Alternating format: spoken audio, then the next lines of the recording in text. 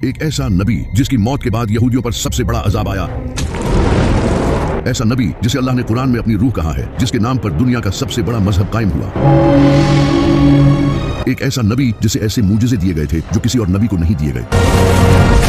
ऐसा नबी जिसे आसमानों पर उठा लिया गया और एक खास वक्त पर दोबारा इस दुनिया में वापस भेजा जाएगा। उसका नाम था हजरत ईसा अलैहिस्सलाम। लेकिन आखिर किस तरह इस इंसान को जो लोगों को तौहीद सिखाने आया था उसी को खुदा बना दिया गया और किस तरह बाइबल को चेंज कर दिया गया, चले जानते हैं। जब बनी इसराइल की हालत बहुत ही खराब हो चुकी थी, इनके स्कॉलर्स करप्ट हो चुके थे, उन्होंने किताबें बदल दी थी और दुनियावी फायदे के लिए दीन बेच रहे थे। उन्होंने पूरे दीन को ही अपने मुताबिक बदल दिया था। ऊपर से उस वक्त फिलिस्तीन पर रोमन एम्पायर की हुकूमत थी जो कि यहूदियों पर बहुत जुल्म करती थी। वो इनसे भारी टैक्स लेते थे। इन सब की हालत बहुत खराब थी, लेकिन उनकी किताबों में एक मसीहा के आने का जिक्र था जो उन्हें इस जुल्म से आजाद करेगा। तो उस वक्त यहूदी इस मसीहा का इंतजार करने लगे। वो समझते थे कि इनका ये मसीहा किसी पावरफुल बादशाह या एक वॉरियर की शक्ल में आएगा, लेकिन इसका उल्टा हुआ। एक दिन एक पाक दामन नेक औरत के घर हजरत जिब्राइल एक खूबसूरत इंसान की शक्ल में आए। इस औरत का नाम था सैयदा मरियम अलैहिस्सलाम, जो कि हजरत ज़िक्रिया अलैहिस्सलाम की परवरिश में बड़ी हुई थी। हजरत जिब्राइल ने इन्हें कहा कि अल्लाह आपको बगैर शादी किए एक अजीम बेटा देगा। सैयदा मरियम काफी हैरान हुई और उसके बाद वो लोगों से दूर किसी जगह चली गई। जब उन्हें शदीद दर्द महसूस होता तो वो एक खजूर के दरख्त के पास चली जाती और कहती, काश इससे पहले मुझे मौत आ जाती। लेकिन तभी गैब से एक आवाज आती कि गम न करो, और तभी उनके नीचे से एक पानी का चश्मा फूट पड़ता और जब वो दरख्त को हिलाती तो ताजा खजूरें गिरती, जिससे उन्हें हौसला मिलता। इन सब के बाद फिर एक दिन हजरत ईसा अलैहिस्सलाम का जन्म हुआ। सैयदा मरियम इन्हें लेकर वापस से बस्ती में लोगों के पास चली गई, लेकिन जैसे ही उन लोगों ने इन्हें इस बच्चे को थामे हुए देखा तो उन्होंने उन पर बुरे इल्जाम लगाना शुरू कर दिए और हर इंसान उन पर चीखने चिल्लाने लगा। ये देखकर सैयदा मरियम परेशान होने लगी, लेकिन तभी अल्लाह की तरफ से एक मूजिज़ा हुआ और उनकी गोद में वो बच्चा बोलना शुरू हो गया। ये सुनकर वहां सभी लोग खामोश हो गए। उनके चेहरे हैरान और परेशान थे और इससे सैयदा मरियम की पाक दामनी साबित हो गई। इसके बाद सैयदा मरियम ने हजरत ईसा अलैहिस्सलाम की परवरिश की। वो बचपन से ही एक नेक और सादा शरीफ इंसान थे। वो कम खाना खाते थे, सादा कपड़े पहनते थे और अपना ज्यादा वक्त इबादतों में गुजारते थे। वो मिट्टी के परिंदे बनाकर अल्लाह की मदद से उन्हें जिंदा कर देते थे। इनके पास इतना इल्म था कि सिर्फ 12 साल की उम्र में ही वो उस वक्त के बड़े टीचर्स के साथ ऐसी डिबेट्स करते थे कि इनकी अक्ल दंग रह जाती थी। अल्लाह ने इन्हें कई मुजिज़े दिए थे। जब हजरत ईसा अलैहिस्सलाम थोड़े बड़े हुए तो उन्होंने अल्लाह का पैगाम लोगों तक पहुंचाना शुरू किया। वो लोगों को तौहीद सिखाने लगे और हजरत मूसा अलैहिस्सलाम के बताए लॉज सिखाने लगे, जिन्हें इन प्रीस्ट ने बदल दिया था, और लोगों को एक दूसरे के साथ अच्छाई करने की तालीम देने लगे। जब लोग इनकी नबूवत पर शक करते तो वो इन्हें मुजिज़ा दिखाते। वो अंधों और बहरों को अल्लाह की मदद से बिल्कुल ठीक कर देते थे और मुर्दों को अल्लाह की मदद से जिंदा कर देते थे। वो मिट्टी के परिंदे बनाते और उनमें फूंक मारते तो वो उड़ने लगते। यहाँ तक कि वो लोगों को ये तक बता देते थे कि उन्होंने क्या खाया है और अपने घरों में क्या क्या जमा कर रखा है। एक बार तो उनसे कुछ लोगों ने कहा कि अगर आप सच्चे हैं तो आसमान से हमारे लिए खाना मंगवा दे। तभी अल्लाह ने उनके लिए आसमान से एक शानदार दावत उतारी और कहा कि अगर अब भी तुम लोग हक से मुंह मोड़ोगे तो तुम्हें दर्दनाक अजाब दिया जाएगा। लेकिन जब उस वक्त के प्रीस्ट ने ये सब देखा तो वो जान गए कि इन सब से उनकी असलियत लोगों के सामने आ जाएगी। उन्होंने लोगों को बेवकूफ बनाकर जो दौलत जमा कर रखी थी अब वो सब खतरे में थी। हजरत ईसा अलैहिस्सलाम ने इनकी करप्शन और मुनाफिकत लोगों के सामने लाना शुरू कर दी। इन सब के अलावा उस वक्त के लोग गुनाहों और दुनिया की लज्जतों में पड़ चुके थे और हजरत ईसा अलैहिस्सलाम इन्हें ये सब छोड़ने का कहते थे, लेकिन उन्होंने हक को छोड़कर दुनिया को चुना और हजरत ईसा अलैहिस्सलाम की बात नहीं मानी। लोगों ने भी हजरत ईसा अलैहिस्सलाम के ये सब मुजिज़े देखने के बाद भी उनसे और मुजिज़ों की डिमांड की। हजरत ईसा अलैहिस्सलाम इनकी बातों से बहुत गुस्सा हुए कि इन सब मुजिज़ों के बाद भी तुम्हारे दिल हक को तस्लीम नहीं कर रहे, क्योंकि यहूदियों को ये लगता था कि उनका ये मसीहा एक पावरफुल बादशाह की सूरत में बड़ी फौज लेकर उन्हें बचाने आएगा।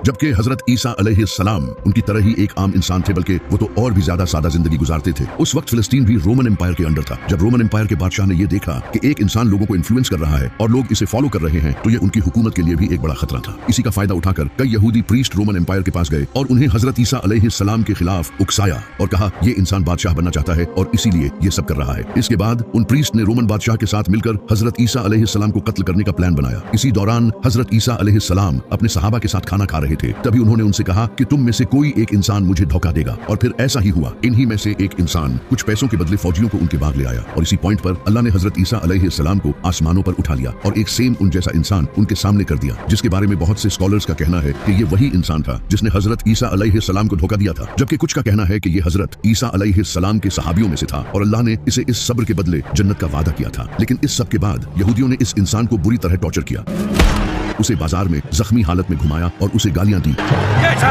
और उसके ऊपर एक लकड़ी का बना क्रॉस लाद दिया। इसके बाद उस क्रॉस पर उसके हाथ और पांव में कीलें ठोक दी और उस इंसान को जान से मार दिया गया। इसके बाद आसमान काला पड़ गया और एक खतरनाक जलजला आया।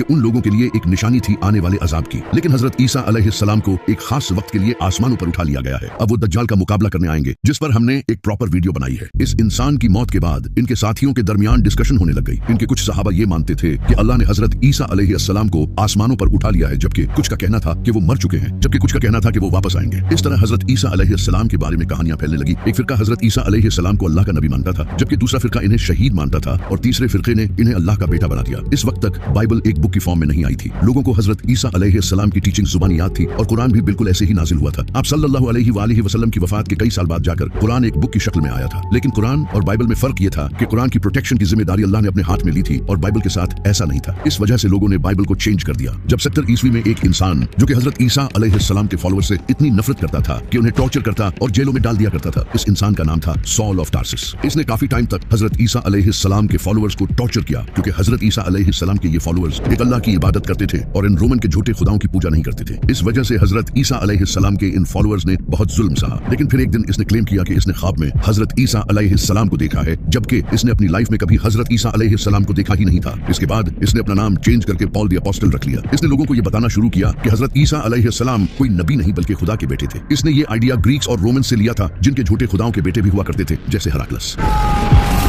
इसने इन आइडियाज से अपनी एक अलग ही क्रिश्चियनिटी बना ली, जिसे उस वक्त के लोग एक्सेप्ट करने लगे, क्योंकि वो पहले से ही ग्रीक्स और रोमन्स के इन कॉन्सेप्ट को मानते थे। तो ये नई टाइप की क्रिश्चियनिटी उन्हें रिलेटेबल लगी। पॉल ने लोगों से कहा कि जीसस ने अपनी जान की कुर्बानी इंसानियत के गुनाहों की माफी के लिए दी है। इनके तरीकों पर चलने की हमें कुछ खास जरूरत नहीं है, बल्कि हमें तो इनकी इस कुर्बानी को मानना है। यानी कि इस इंसान ने क्रिश्चियनिटी को ही बदल दिया था। इसने डिफरेंट चर्चेस को लेटर भेजे और बाइबल में अपने इन कॉन्सेप्ट्स को ऐड करवाया, जो कि बाद में जाकर न्यू टेस्टामेंट का हिस्सा बने। लेकिन जेरूसलम में हजरत ईसा अलैहिस्सलाम के कुछ फॉलोअर्स ने पॉल के इन आइडियाज को रिजेक्ट किया और उन्हें अल्लाह का एक नबी ही माना। इन्हीं लोगों में से एक हजरत ईसा अलैहिस्सलाम के भाई भी थे। लेकिन इनकी इन बातों की तरफ लोगों ने ध्यान नहीं दिया और पॉल की इस नई क्रिश्चियनिटी को लोगों ने एक्सेप्ट करना शुरू कर दिया और ये लोगों में फेमस हो गई। इस वक्त तक बाइबल को एक बुक की शक्ल दे दी गई थी और इसे हजरत ईसा अलैहिस्सलाम की वफात के 40 से 80 साल बाद लिखा गया था। और इसके 4 गॉस्पल्स थे, मार्क, मैथ्यू, लूक और जॉन। इन चारों गॉस्पल्स में हजरत ईसा अलैहिस्सलाम के बारे में एक दूसरे से डिफरेंट बातें लिखी थी और कई ऐसी बातें भी लिखी थी जो कि हजरत ईसा अलैहिस्सलाम ने कभी भी नहीं कही। हजरत ईसा अलैहिस्सलाम के मुझसे जैसे मुर्दों को जिंदा करना, परिंदों में रूह डालना, इन्हें अल्लाह का बेटा प्रूव करने के लिए दलील के तौर पर यूज किया जाने लगा, जबकि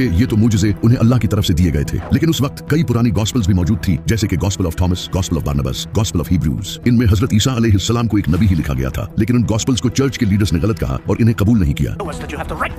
लेकिन अभी सारे क्रिश्चियन हजरत ईसा अलैहिस्सलाम को खुदा का बेटा नहीं मानते थे। फिर 4th सेंचुरी में Constantine the Great Roman Empire का बादशाह बना।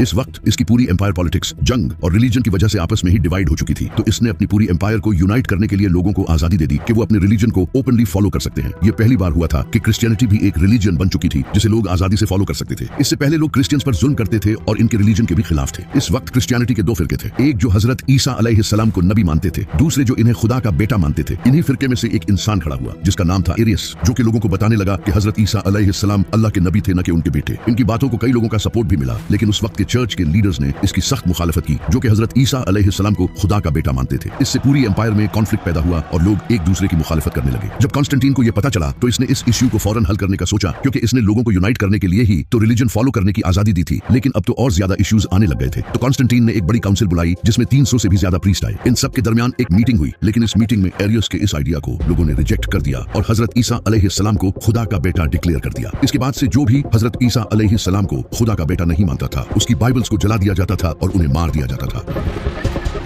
इससे पूरी एम्पायर में एक ही क्रिश्चियनिटी कायम हुई, वो जो हजरत ईसा अलैहिस्सलाम को खुदा का बेटा मानते थे, ताकि लोगों के दरमियान इख्तिलाफ न हो। इस वक्त तक बाइबल के कई वर्जन्स मौजूद थे और लोग इन डिफरेंट वर्जन्स को पढ़ते थे, लेकिन चर्च को कोई एक बाइबल चाहिए थी। तो चर्च की काउंसिल ने 27 मुख्तलिफ बाइबल्स के वर्जन सिलेक्ट किए, जिनमें हजरत ईसा अलैहिस्सलाम को खुदा का बेटा बताया गया था, और बाकी सारे वर्जन्स को जला दिया। इसी वजह से आज बाइबल के कुछ ही पुराने वर्जन्स हैं जिनमें हजरत ईसा अलैहिस्सलाम को एक नबी बताया गया है। फिर जब बाइबल को लैटिन में ट्रांसलेट किया गया तो बाइबल का वो वर्जन रोमन कैथोलिक चर्च में ऑफिशियल डिक्लेयर कर दिया गया और इस तरह वो बाइबल पूरी दुनिया में फैल गई। फिर जब नबी सल्लल्लाहु अलैहि वसल्लम ने ऐलान नबूवत किया और लोगों को पता चलने लगा कि मक्का में एक नबी आए हैं, तो नजरान के कुछ क्रिश्चियन प्रीस्ट नबी सल्लल्लाहु अलैहि वसल्लम के पास आए। उन्होंने नबी सल्लल्लाहु अलैहि वसल्लम के साथ डिबेट की, क्योंकि नबी सल्लल्लाहु अलैहि वसल्लम हजरत ईसा अलैहिस्सलाम को अल्लाह का नबी मानते थे, न कि अल्लाह का बेटा। आप सल्लल्लाहु अलैहि वसल्लम ने इनके सामने कुरान की आयत पेश की, लेकिन उन्होंने मानने से इनकार कर दिया। तो फिर अल्लाह ने नबी सल्लल्लाहु अलैहि वसल्लम से फरमाया कि आप अपने घर वालों को ले आएं और ये अपने घर वालों को फिर एक खुले मैदान में खड़े होकर अल्लाह से दुआ करें। जो सच्चा होगा उसकी दुआ कबूल होगी और जो झूठा होगा उस पर अल्लाह का अजाब नाजिल होगा। तो नबी सल्लल्लाहु अलैहि वसल्लम अपने साथ इमाम अली, सैयदा फातिमा, इमाम हसन और इमाम हुसैन को लेकर आए। लेकिन जब इन क्रिश्चियन प्रीस्ट ने दूर से इनको आते देखा तो इनमें से एक प्रीस्ट ने कहा, खुदा की कसम, मैं ऐसे चेहरे देख रहा हूँ कि अगर ये अल्लाह से दुआ करें तो अल्लाह इनके लिए पहाड़ों को भी हिला देगा।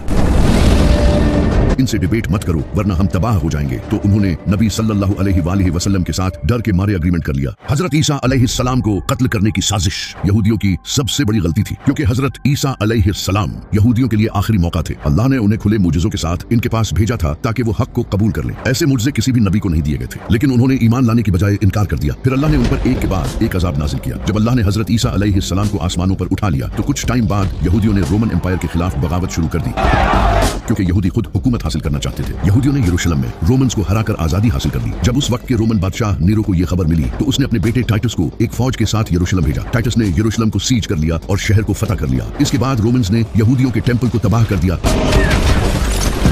और ये हजरत ईसा अलैहिस्सलाम ने पहले ही बता दिया था, जो आज भी बाइबल में लिखा है। जब टेंपल तबाह कर दिया गया तो इसकी एक दीवार बाकी रह गई जो आज तक मौजूद है, जिसे यहूदी चूमते हैं। यही वो वेस्टर्न वॉल है। सिर्फ टेंपल ही नहीं, रोमन्स ने 10 लाख से ज्यादा यहूदियों को कत्ल कर दिया, हजारों यहूदियों को गुलाम बना लिया गया और आखिरकार इन्हें यरूशलेम से निकाल दिया गया, जिसके बाद यहूदी दुनिया भर में बिखर गए। इस वक्त यहूदी अब भी रोमन एम्पायर के अंडर थे। फिर एक दिन रोमन बादशाह कॉन्स्टेंटाइन ने क्रिश्चियनिटी कबूल कर ली और क्रिश्चियनिटी को रोमन एम्पायर का ऑफिशियल मजहब बना दिया। इसके बाद रोमन्स ने यहूदियों को मारना शुरू कर दिया, क्योंकि वो इन्हें हजरत ईसा अलैहिस्सलाम का कातिल समझते थे। यूं यहूदी और क्रिश्चियंस एक दूसरे के दुश्मन बन गए और ये दुश्मनी सदियों तक जारी रही। यहूदियों पर जुल्म होते रहे। फिर 15th सेंचुरी में कैथोलिक चर्च पूरे यूरोप का सबसे बड़ा चर्च बन गया और क्रिश्चियनिटी पूरे यूरोप में फैल गई। इसी वजह से स्पेन, इंग्लैंड, फ्रांस और जर्मनी जैसे कई कंट्रीज से यहूदियों को निकाल दिया गया। इन्हें जबरदस्ती क्रिश्चियनिटी कबूल करने पर मजबूर किया गया और जो इनकार करते थे उन्हें कत्ल कर दिया जाता। इन्हें बड़ी पोस्ट्स पर जॉब्स भी नहीं दी जाती और इन पर बहुत जुल्म किए जाते थे। ये सब तकरीबन एक